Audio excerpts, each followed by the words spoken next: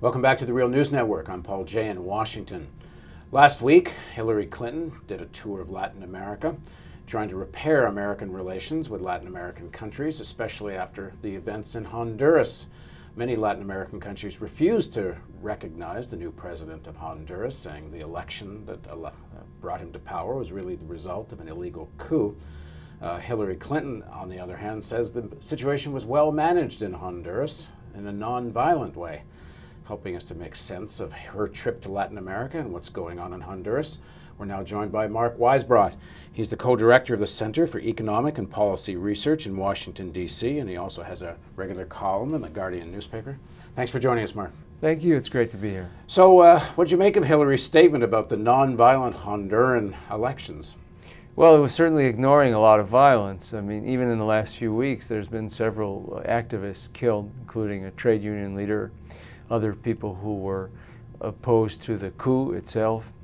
And this has been a big sore point between Washington and most of the region, most of the hemisphere, because the rest of, South America especially, but most of Latin America, throughout the 6 months that took place after the coup in June, where the military overthrew the democratically elected government of Honduras. And just to remind viewers who might not know, I think most people know the story, but the Honduran military captures the president, actually flies him out of town late at night, I believe still in his pajamas. That's right. U.S. officials were talking to the Honduran military right up to the day of the coup, and so they knew about it in advance. Now, the significance of this is that the whole restoration of democratic process in Latin America after decades of dictatorships, one of the most important principles was no coups, and supposedly all the Latin American countries and the United States and Canada had signed on to this idea, no coup. So now you have a coup, and within no time the U.S. seems to be compromising on it. Honduras has taken important and necessary steps that deserve the recognition and the normalization of relations. I have just sent a letter to the Congress of the United States notifying them that we will be restoring aid to Honduras. Fernando Lugo, the president of Paraguay, had to get rid of some of his top army officers not long after that coup because there were rumors of plots against him. So everybody saw it as a threat to democracy in the region, everybody except the United States. So it was a very real sore point, and I think Hillary Clinton was trying to patch up relations to some degree with this trip. So where are we at in terms of Latin American countries' recognition of the new Honduran government? Brazil, Argentina, Ecuador, Bolivia, Venezuela, most of South America has still not recognized it. At some point they will, but they wanted something in return. For example, that President Zelaya gets to go back to his own country. That was something that was suggested by both the Brazilians and by the Venezuelans. So they want something, or he gets to go back to Honduras without being arrested. Yeah, exactly. And of course, the human rights issue is a really big thing, again, to the rest of the hemisphere as well.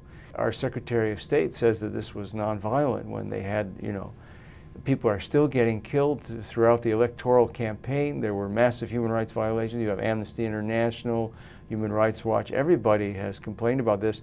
In fact, in the middle of Secretary Clinton's trip, 9 members of Congress sent her a letter. These were all Democrats too, including some leadership, and asking her specifically to make sure that she got something in terms of human rights before restoring aid to the government of Honduras, and completely ignored that letter and announced the restoration of aid the next day. So in terms of the relationships with the Latin American countries and the recognition of Honduras, how serious an issue is this for the United States? Are they going to just kind of get over this eventually, or are Latin American countries going to stick their heels in and actually make a real issue out of it? Well, there's a limited amount they can do at this point about Honduras per se, but I think what is going on is you see more and more of the kinds of institutional changes you've seen over the last decade, where the Latin Americans organized their own institutions and their own policies. They formed a new organization of all Latin American and Caribbean states, and excluding the United States and Canada. And the reason is exactly this. In September, for example, the United States blocked the Organization of American States from taking a position that they would not recognize elections in Honduras that took place under the dictatorship. So you have the U.S. for years has been able to block things like this with Canada and a few other right-wing governments. And the new organization, if I understand correctly, includes Cuba. That's right. Which is a clear demarcation with decades of U.S. policy. And that's another sore point between Latin America and the United States. They all, at this this founding meeting of the new organization, one of the things they called for was an end to the embargo on Cuba, which is something that, of course, the U.S. would block within the OAS. One of her missions was to get Lula, Brazil, on board to do with sanctions on Iran. The goal is to prevent Iran from acquiring a nuclear weapon. Both Brazil and the United States were like this. We absolutely agree. We are discussing the best way to achieve that goal. And we both believe that negotiations, diplomacy are always better than another approach, but sometimes you have to put more pressure on in order to get a sincere negotiation. Yeah, this was a terrible failure too, and it was done very clumsily as well. I mean, if she really wants Brazil to change its position on Iran and support further sanctions, you would think she would do it privately instead of announcing that this is what she's trying to do and thinking that that's going to somehow build pressure. And of course, both the president and his foreign minister were very strong and forceful. And in fact, the foreign minister, Celso Amorim, actually said, we don't bow down to anyone. And so it was very clear that this was a failure as well. So what is the U.S. response to this? The Monroe Doctrine seems to be done. I think China's already surpassed the United States as the major trading partner for several of the major Latin American economies. India and Russia are making inroads into Latin America. On the other hand, the U.S. is building a big base in Colombia. So does the U.S. kind of let this all go, or do they try to get it back to where it was? They're trying to get it back. I think one of the things they're hoping for is more right-wing governments being elected. As in Chile, that was a big victory for them, the first time in half a century that a right-wing government was actually elected in Chile.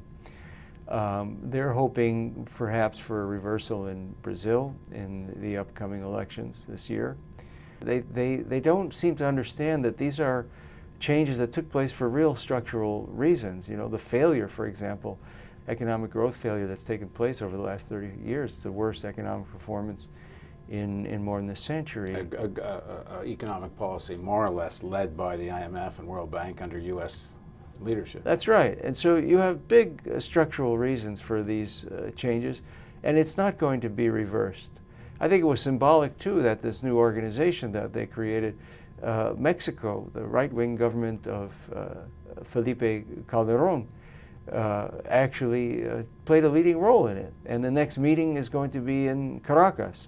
So it was a demonstration that on certain things, there is quite a bit of Latin American unity. Now, the Washington opinion here that you see is always that, oh no, they're too divided, and this is temporary. It's because George W. Bush ignored Latin America, didn't pay enough attention. He was busy in the Middle East. And they have all these kinds of superficial reasons that they think are the real reason that Latin America has become, over the last decade, more independent of the United States than Europe is. But they really don't get it at all, and Hillary's trip was just another example of that. Thanks for joining us. Thank you. And thank you for joining us on the Real News Network.